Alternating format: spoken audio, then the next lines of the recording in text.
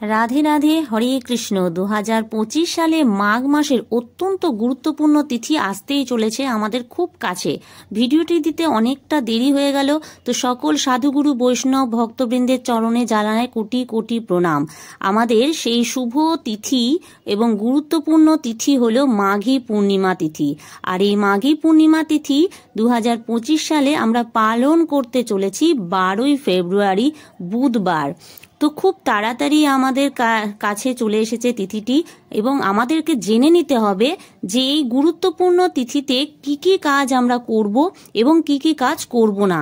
কারণ এই তিথিটি আমাদের জীবনে অত্যন্ত একটি গুরুত্বপূর্ণ তিথি। বছরের প্রত্যেকটি পূর্ণিমার মধ্যে এই পূর্ণিমা তিথি অত্যন্ত গুরুত্বপূর্ণ পূর্ণিমা, এবং এই তিথিতে আমাদের অবশ্যই কিছু করণীয় কর্ম রয়েছে এবং আমাদের এমন কিছু কাজ রয়েছে যেগুলি কখনোই এই পূর্ণিমা তিথিতে করা উচিত নয়। তো চলুন জেনে নেওয়া যাক সেই কাজগুলি কি কি।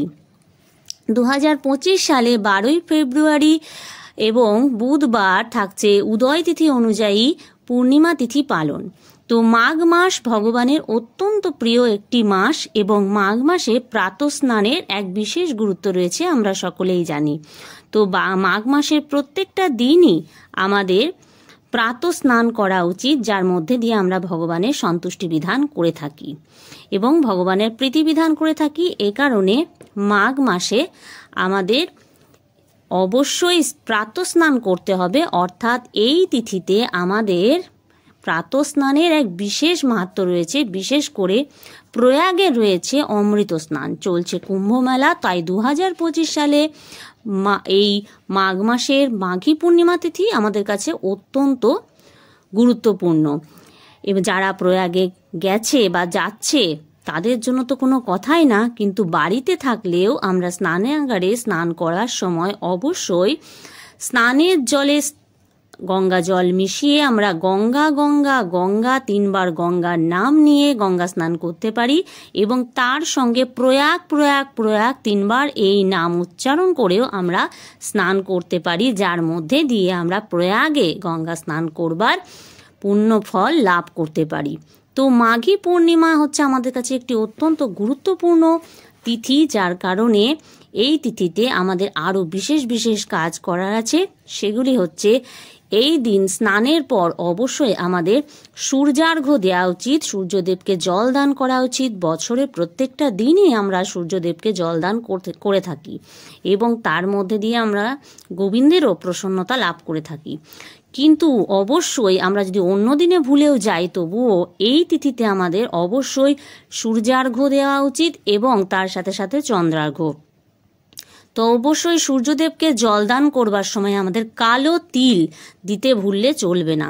কালো তিল আমরা অবশ্যই সূর্যদেবকে জলদান করবার সময় আমরা তা অবশ্যই অর্পণ করব, এবং তার সাথে আমরা এই দিনে অবশ্যই চন্দ্রার্ঘ্য, অর্থাৎ এই দিনে আমরা পরমান্ন ভোগ অর্পণ করতে পারি চন্দ্রদেবের উদ্দেশ্যে, এবং ভগবানকেও আমরা এই দিনে বিভিন্ন প্রকারের ভোগ রন্ধন করে তা নিবেদন করতে পারি।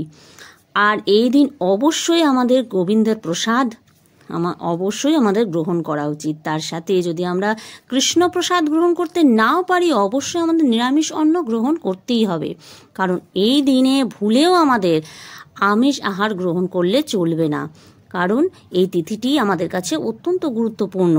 এবং 2025 সালে তো অনেকটা গুরুত্ব রাখছে এই তিথি, কারণ 144 বছর পর যে যোগ আমরা পেয়েছি এই কুম্ভ মেলায়, এই যে প্রয়াগে, এই মহাযোগে এই তিথিটি একটি অত্যন্ত গুরুত্বপূর্ণ তিথি, যে এই দিন অমৃত স্নান রয়েছে।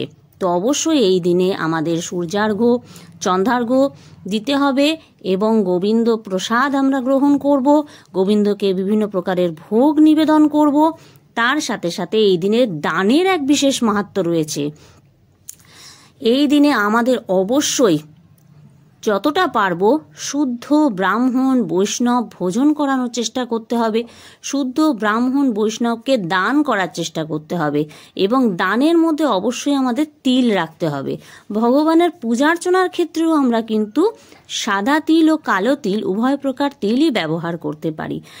বিভিন্ন পুষ্পাদি অর্পণের মাধ্যমে এবং ভগবানকে তুলসী মঞ্জুরি তুলসী পত্র অর্পণের মাধ্যমে ভগবানের প্রীতিবিধান করতে পারি। তার সাথে ভগবানের পূজার্চনায় আমরা তিল ব্যবহার করতে পারি, যার মধ্যে দিয়ে আমরা ভগবানের অত্যন্ত প্রীতিবিধান করতে পারি। এবং শুদ্ধ বৈষ্ণব ও ব্রাহ্মণকে দান করবার সময়ে আমরা অবশ্যই তিল দান করতে পারি। তিলের সাথে সাথে আমরা এদিন অন্ন, বস্ত্র, ফলমূলাদি এবং ঘি এইসব আমরা অবশ্যই দান করতে পারি। মন্দিরে আমরা আমাদের সামর্থ্য অনুযায়ী দান করতে পারি মাঘী পূর্ণিমা তিথিতে। এবং হলুদ বর্ণের বস্ত্র আমরা এদিন ভগবানকে পরিধান করাতে পারি। যাদের বাড়িতে বিগ্রহ রয়েছে, আমরা বিগ্রহ সেবা করে থাকি, তো সেই বিগ্রহে হলুদ বর্ণের বস্ত্র পরিধান করাতে পারি। সাথে সাথে ভক্তগণও এই তিথিতে হলুদ বর্ণের বস্ত্র পরিধান করে থাকে। তো এই তিথিতে সত্যনারায়ণের পূজা হয়ে থাকে প্রায় ঘরেই।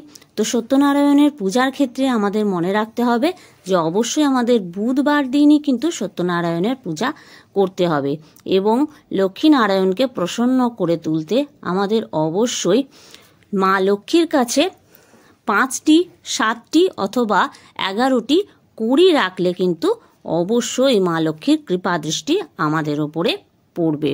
তো এই দিকটাও আমাদের লক্ষ্য রাখতে হবে।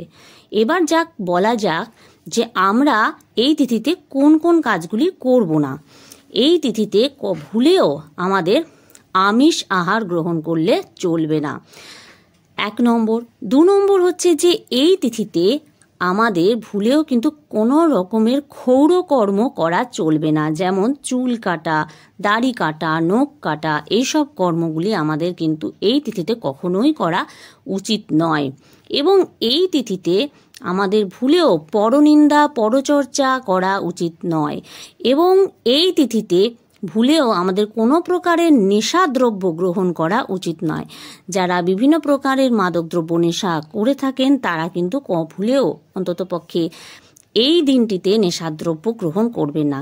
এবং মাঘ মাস হলো অত্যন্ত প্রিয় একটি মাস ভগবানের, তাই এই মাসে আমরা জানি যে মূলা গ্রহণ করতে নেই, অর্থাৎ মাঘ মাসে মূলার জন্ম। আমরা শিব পুরাণ অনুযায়ী এই তথ্য পেয়ে থাকি যে ভৃগুরামের সঙ্গে গণেশের যখন যুদ্ধ হয়েছিল তখন ভৃগুরাম গণেশের যে দন্ত ভেঙেছিলেন সেই দন্ত এসে ভূমিতে পড়ায়, সেখান থেকে মূলার জন্ম হয়েছিল এই তিথিতে এবং এই মাসে। এবং এই মাসের গণেশ চতুর্থীতে তাই পূজা করা হয় গণেশজির। এবং তাই এই মাঘ মাসে মূলা কখনোই গ্রহণ করা উচিত নয়। কিন্তু আমাদের যেহেতু মাঘ মাসের মাঘী পূর্ণিমা তিথিটা অত্যন্ত গুরুত্বপূর্ণ, তাই এই তিথিতেও আমাদের ভুলেও কিন্তু মূলা গ্রহণ করলে চলবে না, অর্থাৎ মূলো আমরা খাবো না। তার সাথে আমিষ তো বর্জন থাকবেই, এবং যা কিছু বর্জন তা আমি আপনাদের সব কিছুই বলে দিলাম।